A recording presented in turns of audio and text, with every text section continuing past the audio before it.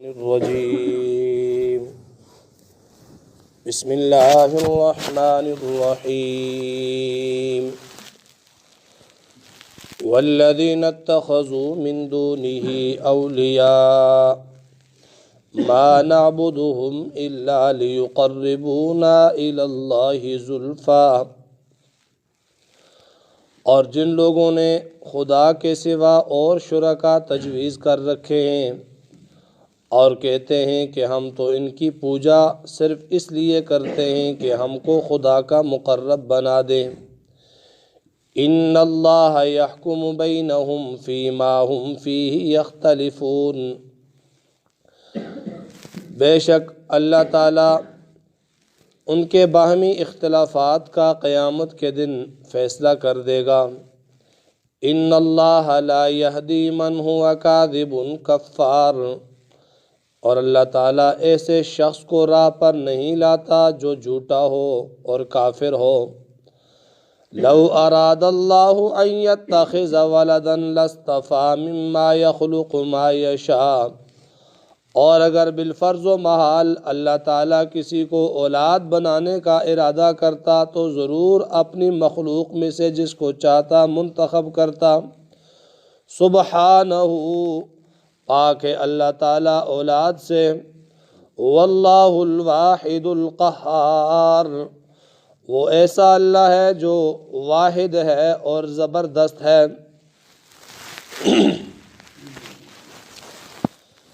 کل کے درس میں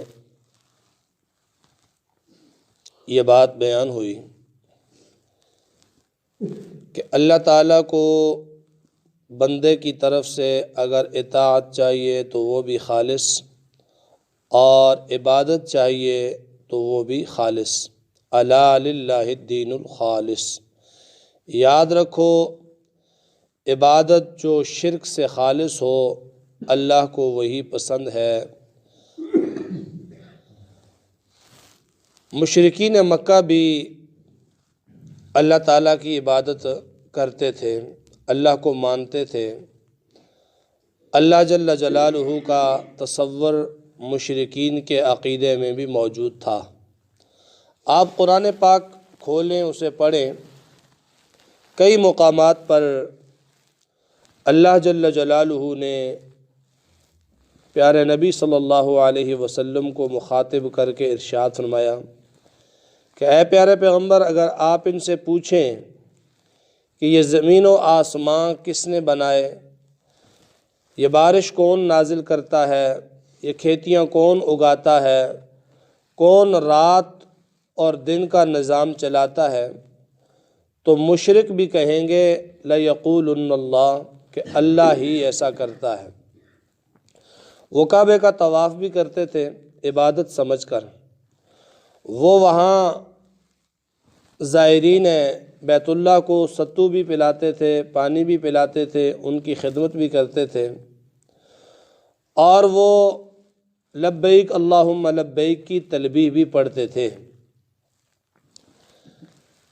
اس کے باوجود وہ مشرک ٹھہرے، کیوں؟ قرآن نے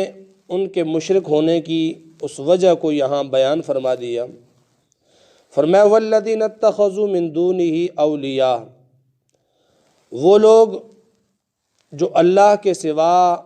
اوروں کو کارساز اور ولی اور خدا مانتے ہیں،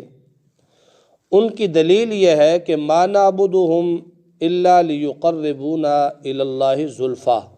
انہوں نے بت بنا کے رکھے ہوئے تھے، فرشتوں کی تخیلاتی صورتیں تراش کر انہوں نے رکھی ہوئی تھیں، اور جو ہے وہ بزرگوں کی، انبیاء کی، حضرت ابراہیم علیہ السلام کی شکل تصور کر کے ان کی شکل کا بت بنایا ہوا ہے، اسماعیل علیہ السلام کا، اور اسی طرح انبیاء اور نیک لوگوں کے مجسمے بنا کر انہوں نے رکھے ہوئے تھے۔ اور جب انہیں یہ بھی معلوم تھا کہ ان بتوں کو ہم اپنے ہاتھوں سے تراشتے ہیں، خود بناتے ہیں، اور یہ بھی معلوم تھا کہ وہ یہ سمجھتے تھے کہ یہ نہ بولتے ہیں، نہ کھاتے ہیں، نہ پیتے ہیں، نہ چلتے ہیں، اس کے باوجود بھی وہ ان کی عبادت کیوں کرتے تھے، ان کی پوجا اور پرستش کیوں کرتے تھے؟ تو اللہ فرماتے ہیں کہ جب ان سے کہا جاتا کیوں تم ان کو پوجتے ہو اللہ کو چھوڑ کر، تو جواب ان کا ہوتا تھا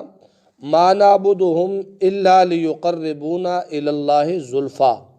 ہم ان کی عبادت اس لیے کرتے ہیں، ہم ان کی پوجا اس لیے کرتے ہیں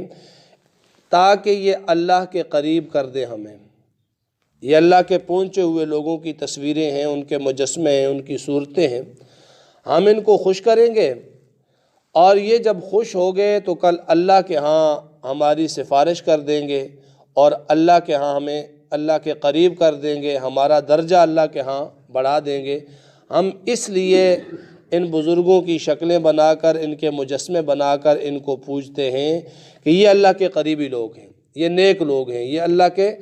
قریب ہیں، متقی لوگ ہیں، تو یہ راضی ہو گئے تو کل اللہ کے سامنے ہماری یہ سفارش کریں گے، اور ہمیں اللہ کا قرب جو ہے نا ان لوگوں کی وجہ سے مل جائے گا۔ یہ ان لوگوں کا نظریہ اور ان لوگوں کی سوچ تھی کہ انہوں نے اللہ کے دربار کو بھی دنیاوی درباروں پر قیاس کر رکھا تھا۔ وہ یہ سمجھتے تھے کہ وزیر اعظم کو اگر ملنا ہے تو اس کا جو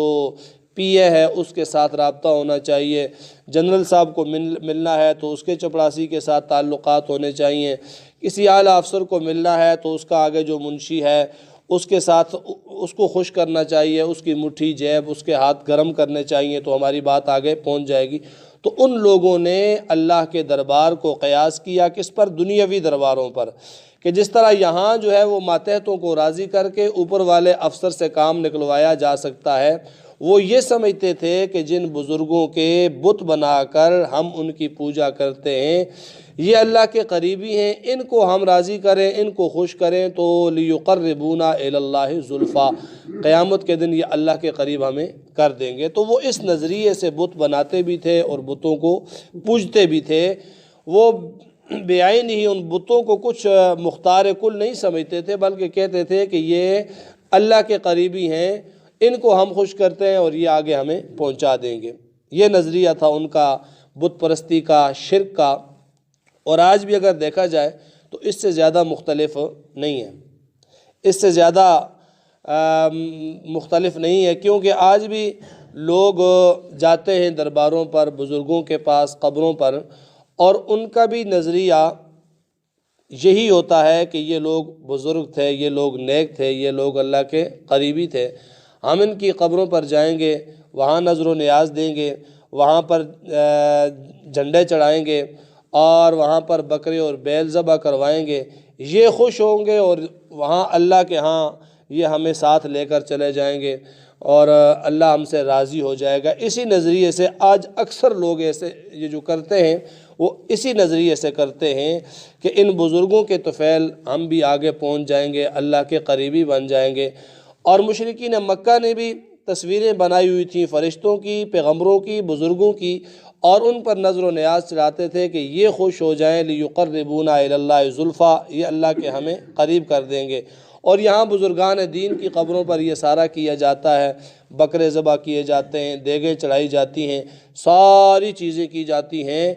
کیوں؟ اس لیے کہ یہ اللہ کے نیک بندے تھے، اور ہم ان کو خوش کریں گے تو اللہ کے ہاں یہ ہمارا کام بنا دیں گے۔ تو یہ تصور ایک ہی جیسا ہے، علت اور دلیل ایک ہی جیسی ہے۔ ان کافروں کی دلیل پر اللہ نے مشرک ہونے کا فتویٰ لگایا کہ وہ جو کافر کہتے تھے کہ ہم ان کو اس لیے راضی کرتے ہیں تاکہ ہمیں اللہ کے قریب کر دیں، اللہ نے فرمایا یہ مشرک ہیں، یہ کافر ہیں، یہ جنت میں بالکل داخل نہیں ہو سکتے۔ تو پھر یہاں بھی اللہ کے اسی فتوے کو اگر لاگو کیا جائے تو اس سے کوئی زیادہ مختلف نہیں ہے۔ بزرگان دین ہیں، ان کے بزرگی کا کوئی انکار نہیں ہے، وہ لوگ اپنی عبادت، وہ لوگ اپنی محنت، اور وہ لوگ اپنی خواہشات کی قربانی کر کے اتنے بڑے مرتبے تک پہنچے کہ اللہ ان سے راضی ہو گیا۔ اللہ نے لوگوں کو ان کے ذریعے سے ہدایت دی، لیکن اس کا یہ مطلب ہرگز نہیں ہے کہ وہ اللہ کے بہت قریبی تھے تو وہ تمہاری سفارش بھی وہاں کر دیں گے، یا اللہ کے ہاں تمہیں پہنچا دیں گے کہ تم ان کی عبادت کرو گے تب۔ تو اسی کو شرک کہتے ہیں۔ مشرکین کہتے تھے ما نعبدہم، ہم ان بتوں کی پوجا نہیں کرتے الا مگر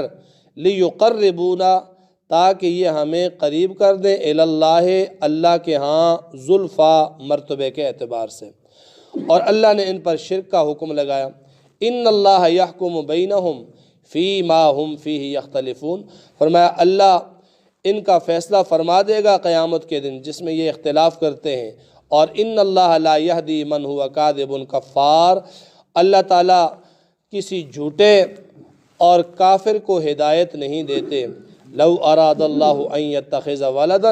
لاصطفی مما یخلق ما یشاء، اگر بالفرض و محال اللہ کو تو اولاد کی ضرورت ہی نہیں ہے، کیونکہ اولاد ہونا یہ انسان کی کمزوری ہے، اولاد کمزوری کی علامت ہے۔ اللہ تعالیٰ جل شانہ کمزوریوں سے پاک ہیں، اور اولاد جو ہے وہ اپنے والد کی جنس ہوتی ہے، اور اللہ جنس سے بھی پاک ہے۔ لیس کمثلہ شیء، اللہ جیسا کوئی اور ہو ہی نہیں سکتا۔ تو فرمایا اللہ اگر چاہتا تو اپنی مخلوق میں سے اپنے لیے اولاد بنانے کا ارادہ کرتا تو جس کو چاہتا منتخب کر دیتا، لیکن سبحانہ اللہ کمزوریوں سے پاک ہے، اللہ جنسیت سے پاک ہے، اللہ حسب و نسب سے پاک ہے، اللہ والد اور اولاد سے پاک ہے، سبحانہ وہ پاک ہے، وہ ان تمام چیزوں سے وہ پاک ہے، اس لیے اس نے کوئی اولاد بنائی ہی نہیں۔ هو الواحد، هو اللہ الواحد، وہ اللہ ایسا ہے جو تنہا ہے، القہار اور بہت زبردست ہے اللہ تعالیٰ۔ الحمدللہ رب العالمین، والصلاة والسلام علی سیدنا ولا تجعل في قلوبنا غلا للذين آمنوا ربنا إنك رؤوف رحيم۔ صلی اللہ تعالی علی خیر خلقہ محمد وآلہ برحمتک یا